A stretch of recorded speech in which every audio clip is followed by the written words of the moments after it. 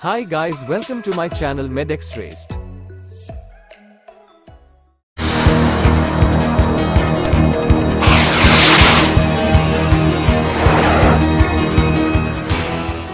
खांसी गले में स्थित एपिग्लॉटिस उपास्थि के माध्यम से फेफड़ों से हवा का अचानक निष्कासन है, जो आश्चर्यजनक रूप से तेज गति से होता है। 50 मील प्रति घंटे की रफ्तार से हिट होने वाली टेनिस बॉल या 85 मील प्रति घंटे की रफ्तार से बेसबॉल की तुलना में खांसी तेज होती है, जिसकी अनुमानित गति 100 मील प्रति घंटा होती है। हवा की इतनी तेज शक्ति के साथ खांसी शरीर का तंत्र है जो अवांछित जलन के श्वास मार्गों को साफ करता है।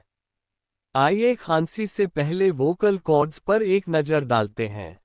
खांसी होने के लिए कई घटनाओं को क्रम में करने की आवश्यकता होती है। चलो खांसी पलटा को ट्रिगर करने के लिए श्वासनली में प्रवेश करने वाले पानी की अवांछित जलन का उपयोग करें, जिसे श्वासनली भी कहा जाता है।